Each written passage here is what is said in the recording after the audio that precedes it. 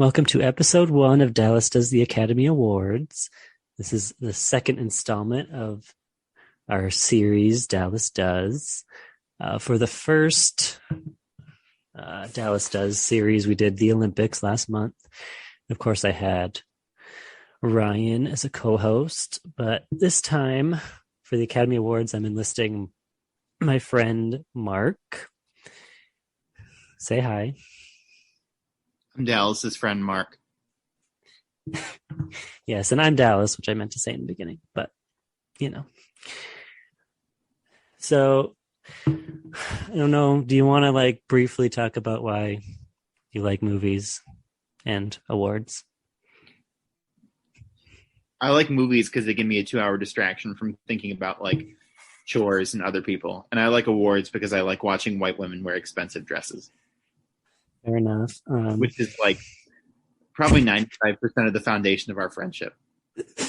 Yes, white women wearing dresses. It's not totally wrong. So this is going to be a 5-part series. We're just doing the 4 acting categories and then best picture. Originally, we were going to do other stuff, but that was when I was going to do it with Ryan, and Mark yelled at me and said, "No screenplay. I don't care about screenplay." You can do screenplay all you want. I'm not here to talk about screenplay. Yeah, exactly. Well, I'm just doing this with you. I'm not doing it with him. He doesn't want to do it. Anyway, so we're going to start with supporting actor because that's the one I don't care about really, and generally speaking. So although this year it's actually interesting, I'd say it's the only race of the acting categories. It's the only one that I don't think is a for sure. So the nominees are Ciarán Hinds for Belfast, Troy Kotsur for Coda, Jesse Plemons for The Power of the Dog, J.K. Simmons for Being the Ricardos, and Cody Smith-McPhee for The Power of the Dog.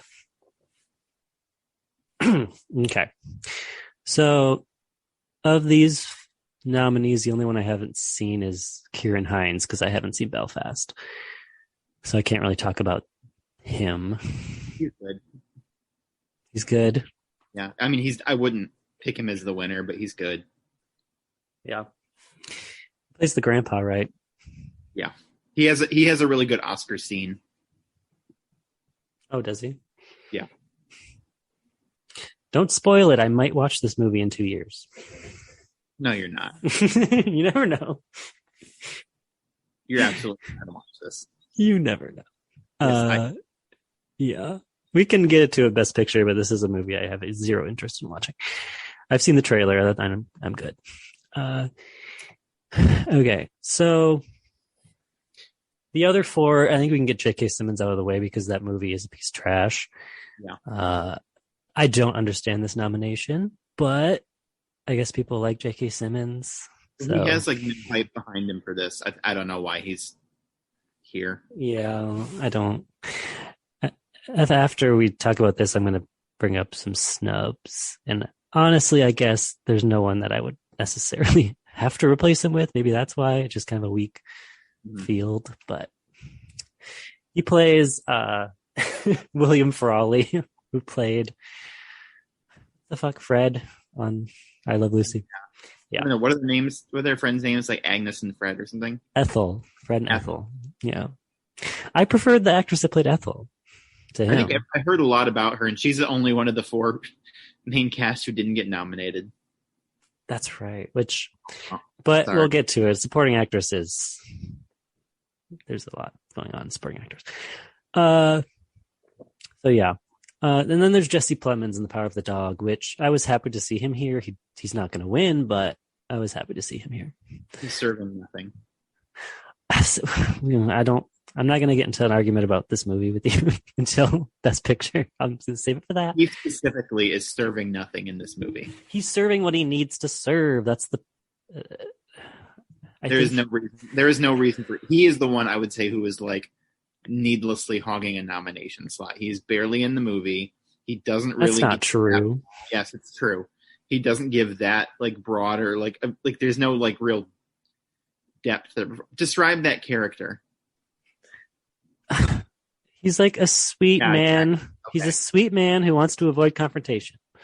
Okay. And he leaves his wife for a year with his horribly abusive brother. Okay.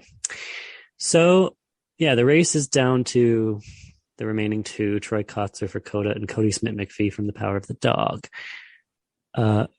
Originally, Cody Smith-McPhee was, I think, the front runner. But in the last week, I think that's flipped. And I actually think Troy Kotzer is probably the favorite. But I agree. They're co-favorites. Also, Troy Kotzer has an Oscar scene, and Cody Smith-McPhee doesn't really. He doesn't have a specific scene, but he like controls the last like 45 minutes of that movie. Though. Yeah, but you know how much this shit is determined by if they can play like a big emotional scene during the highlight reel. I mean, I guess. But I mean, they will both be worthy of it. Yeah, no. The skinny, creepy boy will probably get another shot, and I don't think Troy Kotzer will. So, give Troy Kotzer the Oscar. Troy Kotzer's a great story. This is his first like movie, like major movie role. Yeah. But he's been. I did a little research. He's deaf. If you have seen the movie, it's about a family with 2 deaf parents and a deaf son, and they have a hearing daughter. But the actor Troy Kotzer, he's been involved with Deaf West Theater, which has done like Broadway versions of. They do sign language versions of shows. Yeah, and they have been on Broadway. He's been on Broadway with Big River and Spring Awakening. So he's been around for a while, just not in terms of film. And he is the first male deaf actor to be nominated. Marlee Matlin was the first back in the 80s. And she's plays his wife in the movie. So,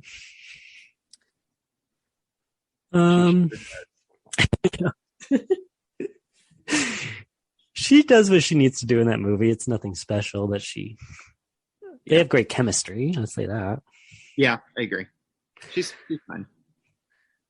Okay, so for me, if I was voting, I would vote for Cody Smith-McPhee just because I couldn't stop thinking about him in that movie. Like, I don't know. I know we can get to it with Best Picture, but I love that movie, and I know you don't really. But it was okay. We'll talk about it more. But I would give it to Troy Kotzer. Yeah, I mean, that scene we've talked about, but that scene with his daughter when he asks her to sing the song again, and that's probably what's going to win it for him. So I just want to briefly touch on award season so far. A lot of the award shows haven't happened yet, like in terms of like Producers Guild and Writers Guild and all that. But the Screen Actors Guild did happen. Troy Kotzer won this category. And then the Golden Globes, which really don't mean anything anymore. They're not even televised. Well, they got canceled this year. That's why they weren't televised. Yeah, it's confusing if they're ever going to return or what's going on with the Golden Globes. But because it wasn't a COVID thing, it was no, they literally got. It was canceled. Literally they didn't want to air it, and then they're like, okay, I guess we're just going to do it behind closed doors. Well, they didn't even have I don't even think they had a ceremony, but they were like, no, there was no ceremony. You're not going to air us just because we did a little bit of bribery and corruption. Fine. Yeah, they've been considered a joke. I mean, there's always nominees that make no sense.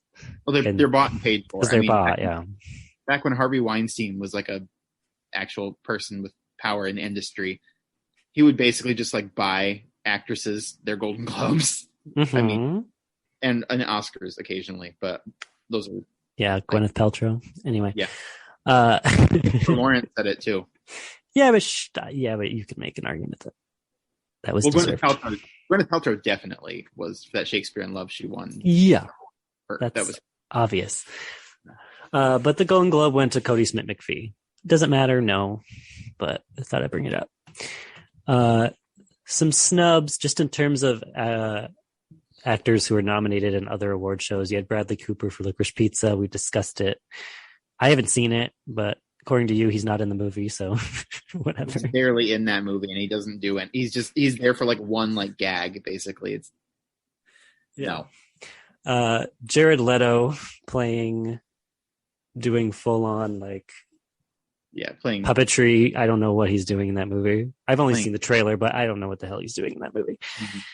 Fettuccine Alfredo. Like, we need to stop with it's gone too far with the prosthetics of it all. Like, just hire actors that look like the goddamn characters. That movie, if I was Italian, I would be really offended by that movie. Yeah, it's for House of Gucci. I don't know if I said that, but it's for House of Gucci. And then another actor I saw his name come up a lot was Ben Affleck. I don't know, Affleck. How do you say that? For what? For The Tender Bar. Is he supporting in that? Yeah. Oh. He was nominated for like the BAFTA, I think. I didn't see that. Maybe the SAG. No comment. It has like a 50% of Rotten Tomatoes, so it's not really. I only know about it because my dad loved that book like 15 years ago when it came out. But I know nothing about the movie. And then for other categories, I'm going to bring up performances that I liked that didn't really get any attention awards-wise. But in this category, there's nobody that I could really think of. If you bring up some bullshit in Best Supporting and Best Actress, I'm going to lose my fucking mind. I will. Just wait. If you say fucking Vanessa Hudgens, I'm... I thought about it as a joke, but not seriously. I will actually I will stop. No, I'm taking this seriously. In terms of predictions, yeah, Troy Kotzer is predicted in everything that I saw.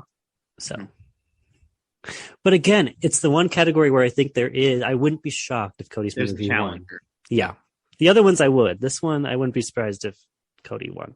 I'd be very surprised if Cody Smith McPhee won in the other categories. Well, you never know. I mean, you wanted to nominate freaking Nicole Kidman for her AMC commercial, so you never know. She should have been nominated for that over the I Love Lucy movie. You haven't seen that movie. You can't talk about her performance if you have not seen it. In 30 years, we're still going to be talking about that AMC PSA. Yeah, a very specific group of gay men will be talking about it. That's about it. Anyway, that's who matters in Hollywood. So they give her her notable her lifetime achievement award at the Academy. They're going to start off with it. I mean, it's one of her greatest performances, and that's saying something. That every time I see it. Okay, do you have anything to add for supporting actor before we close? No. So that is it for our first episode of Dallas Does the Academy Awards. This is going to come out on I want to say a Tuesday. So tomorrow our second episode will be released, which will be Best Supporting Actress. We will talk to you then. Goodbye. Bye.